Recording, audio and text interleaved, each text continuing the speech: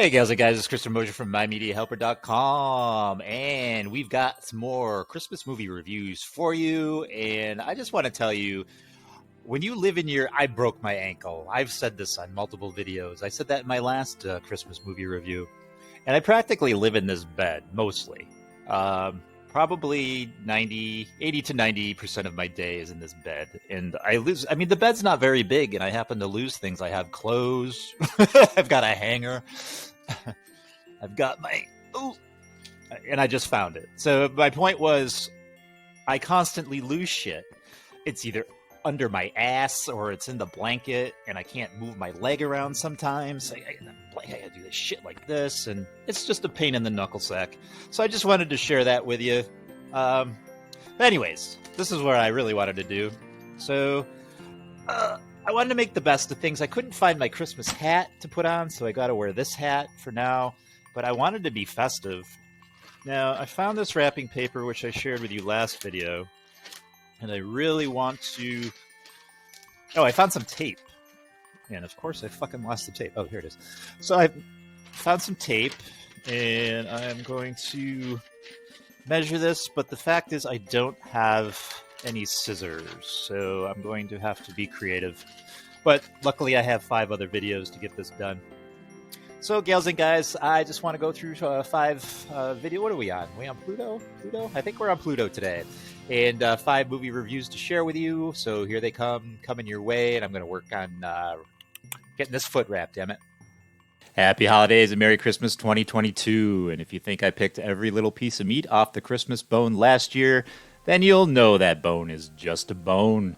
No meat to be seen. We'll need to get a little creative here, especially on Pluto. The amount of shitty Christmas movies that get made defies all holiday logic. Here are the free streaming services. Let's try that again. Here are the free... Jesus, fuck. You think I don't have to screw up when I do these things? Here's proof. Here are the free streaming services we'll be covering for all 7 days of our Christmas movie reviews. It will be a Christmas miracle if we find 5 watchable flicks for each service. This year I am picking 5 spooky films from... See, the script, I haven't even edited the script. So normally I just cut and paste off one channel to another channel and then tweak it just so it sounds differently. But I'm going to do this off the cuff now. Here's the 5 movies that we're going to be spotlighting. And I'm recording audio, so I don't even know what those movies are until I take a look at them again, because I did, 35 movies, and I don't remember every single one that I watched until I go back and review them. But those are the 5, and you can leave your comments below. Please do that. Please like, share, subscribe, and all that fun stuff. You can do that all below. All the movie links are below, and they were live at the time of the reviews. These channels switch on and off, so who knows if they're still live or not, but just do a Google search. You probably can find them. And we are going to do Pluto today. So here's the Pluto logo. It looks lovely, and let's just get into the reviews. And thanks for putting up with me. Well, kind of like a Christmas episode of Glee. The movie just happens to have zombies in it. Anna and the Apocalypse is a 2017 British Christmas zombie musical film directed by John McPhail from a screenplay by Alan MacDonald and Ryan McHenry, based on McHenry's 2010 BAFTA, have no idea what that stands for, nominated short zombie musical. It stars an ensemble cast of largely unknown young talent. The film premiered at Fantastic Fest on September 22nd of 2017. It was released in the United Kingdom by Vertigo, releasing in the United States by Orion Pictures on November 30th of 2018, to generally positive reviews from critics, commending the performance, musical numbers, and characterization. This is just a bizarre film. I applaud the fact that it mixed unlikely genres to be mashed together. Most of the songs are actually pretty good. Nothing you hear on the radio is going to be any kind of classic. The songs were well scored and the lyrics written well. The gore was good. I know a lot of people don't want zombies or people being ripped apart in their holiday movies. I just like that it's different and it's not a sugar and spice movie.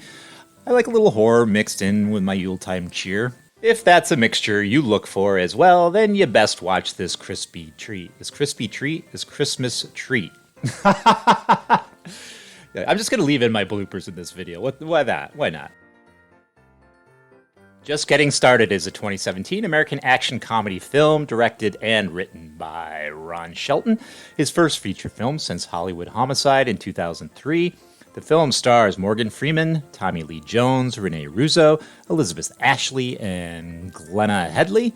The plot follows an ex-FBI agent who must put aside his personal feud with a former mob lawyer at a retirement home when the mafia comes to kill the pair. It was released in the United States on December 8th of 2017 by Broad Green Pictures, was panned by critics, and was a box office bomb, grossing just $7 million against its $22 million budget. On May 14th of 2016, it was announced that Broad Green Pictures would co-produce the film under the title Villa Capri with Entertainment One, with direction by Ron Sheldon, starring Morgan Freeman and Tommy Lee Jones. On June 9th of 2016, it was announced that Renee Russo was cast in a leading role alongside Freeman and Jones. Filming began in New Mexico on August 15th of 2016. In September of 2017, the film was retitled from Villa Capri to Just Getting Started. In the United States and Canada, Just Getting Started was released on December 8th in 2017 alongside the wide expansion of The Disaster Artist, and was projected, see, I'm going to leave those bloopers in there, and was projected to gross around $5 million from 2,146 theaters in opening weekend. It ended up debuting at $3.2 million, finishing 10th at the box office. When adjusting for inflation, it was the 21st worst opening of all time. In its second weekend, the film dropped 69% to $678,923, finishing 14th. In its third week, the film made $22,092 from 48 theaters, dropping 98%. Yikes. The only saving grace with the film stars, Freeman and Jones, are always a joy to watch. Not even the thespian abilities could save this holiday-themed movie. I'm not sure who the hell the target audience for this film was supposed to be. The only reason for its existence seems to be the star power. There are zero reason for this film's existence beyond a paycheck from a major studio. Who knows why movies like this come to be? There's no real story. It's just a badly rehashed and overused plot with no sign of creativity to be seen. Man A and Man B fight over a woman. Man A is hunted by the mob. Man A and Man B team up. The end. That's basically what it is. My explanation of the film is more exciting than the actual film. It's a bore. If you really, really like Morgan Freeman and Tommy Lee Jones, check it out. They have good chemistry in a non-existent story. The movie fucking blows. That's all I can tell you. Merry Christmas.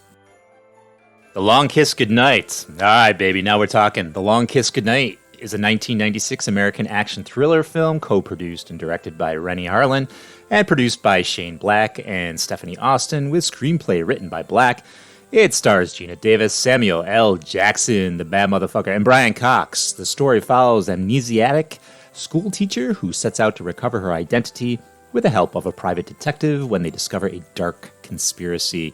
Released by New Line Cinema on October 11th of 1996, it grossed almost $95 million against a budget of $65 million and gained a strong cult following. I'm not sure why people don't feel that action movies can't be Christmas movies. Look at the ongoing debate about Die Hard. Die Hard is a Christmas movie, by the way. The same argument can be made for the first Lethal Weapon, as well as this gem, The Long Kiss Goodnight, that pretty much flew under the radar during its initial release, but turned into a huge cult classic. The Long Kiss Goodnight takes place during Christmas. There's snow and a family Christmas get-together, just as its predecessors, I already mentioned. The Long Kiss Goodnight is a Christmas movie, damn it.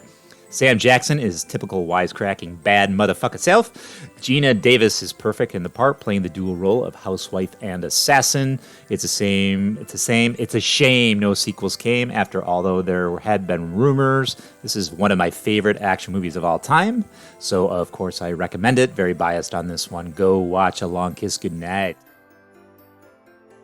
But this isn't part of my 5 choices or reviews. Frosty Affair is a shitty movie. The movie had Jewel Staite in it. I think that's how you pronounce her last name. I'm not really sure. Staite or something like that. The very beautiful and sexy Jewel. And how can I not watch this? She's been in a couple sci-fi shows that I really enjoyed. This started actually all right and then went totally into the Hallmark territory. I had to shut the fucking thing off. It was so terrible that I couldn't make it through the whole thing. So this one doesn't count. It started good, and then it just went right into shitter territory. All right, our next one is not exactly your conventional Christmas movie. Christmas was more in the background. This film just took place during Christmas, but it was 10 times better, 1,000 times better than A Frosty Affair, so this movie is close enough. Go is a 1999 American crime comedy film written by John August and directed by Doug Liman, with intertwining plots involving 3 sets of characters, and the film stars William Fichtner, Katie Holmes, Jay Maurer, Sarah Polley, Scott Wolf, and features Taye Diggs, Breckin Meyer, Timothy Oliphant, Desmond Askew, Jane Kowalski, J.E. Freeman, and Melissa McCarthy in her film debut. The film performed moderately at the box office, but was critically acclaimed. It has since become a cult classic. John August originally wrote the portion of the story involving Rona as a short film titled X, inspired by the Rock and Roll Ralph's grocery store on Sunset Boulevard. After friends asked about Simon's trip to Vegas and what was going on with Adam and Zach, so he wrote 2 more parts, accounting for the nature of the film. After viewing Swingers, John August and the producers felt director Doug Liman would be a perfect fit, and Liman signed on soon thereafter. Polly, who resides in Canada, who was offered the role directly without auditioning. Oliphant was a late addition. He was about to shoot the film Practical Magic, but was fired from his role and replaced by Aidan Quinn, enabling him to join the cast as Todd. He was originally called in to audition for Adam or Zach, but all agreed he was better as the drug dealer Todd, the character he wanted to play anyways. When Go was about to start shooting, its foreign financing fell through because the film lacked a bankable white male star. Columbia Pictures stepped in and financed the film. As most of the plot takes place at night, August recalled being outside in the dark from 8 p.m. until 8 a.m. for 25 days during filming. And hey, I love this movie. I loved everything about it. I'd never heard of it until now. I had no expectations. I had no idea what it was about. All I knew is it took place around the holidays. This was a well-wrapped present with bows on top. Check it out before Santa Claus climbs down your chimney and takes a big shit on your cookies. One Special Night is a 1999 American made-for-television drama film directed by Roger Young, adapted by Nancy Silvers from the play A Winter Visitor by Jan Hartman, and starring James Garner and Julie Andrews. The plot involves 2 strangers, a construction contractor and a pediatric cardiologist, who take refuge in a small abandoned cabin during a stormy winter night, and despite their many differences, they become undeniably drawn to one another. This was Garner's and Andrews' 3rd film pairing as romantic leads, after Americanization of Emily, 1964, and The Great Victor Victoria, 1982. It's Victor Victoria. It's not The Great Victor Victoria. It's just a good movie. So I had to watch this. It had Julie Andrews and James Gardner, after all, 2 Hollywood legends. It was kind of like a Hallmark movie, but with better acting and better production values. The teleplay wasn't anything special. The plot is a tired and overused one. With less caliber actors and with badly placed music cues, this could have come off as something Hallmark would put out. Andrews and Garner certainly raised the film into something watchable. When I watch these films, I do try to sit back and think of the audience the films I am watching are targeting. One Special Night is not really my kind of film. It lacks humor. The dialogue is pretty flat. The story is generic. Really, the only saving grace of this film is seeing Julie Andrews and James Gardner together again. That is the only charm this film has. Without them, it would be another schlocky Christmas movie. But if you like schlocky Christmas movies, then go for it. But it just wasn't my cup of tea. All right, so I just bring up Pluto here, and then you got a bunch of live TV you can watch. I go to On Demand, and then I just scroll on down, and somewhere among these things, here we go. Christmas movies, Christmas specials. If you must, Hallmark movies, but they're all there and for you to enjoy, and usually just go view all, and then I just scroll down there. But the links to the movies I covered are down below. Obviously, here's a bunch that you can watch, knock yourself out, and that's it for this time out, girls and guys. Whatever. Please subscribe. If you haven't already, please like. If you haven't already, please share. If you haven't already, please hit the bell. If you haven't already. And I think Freebie is the next video. So I'll catch you tomorrow, and we'll wrap my foot. That'll be fun.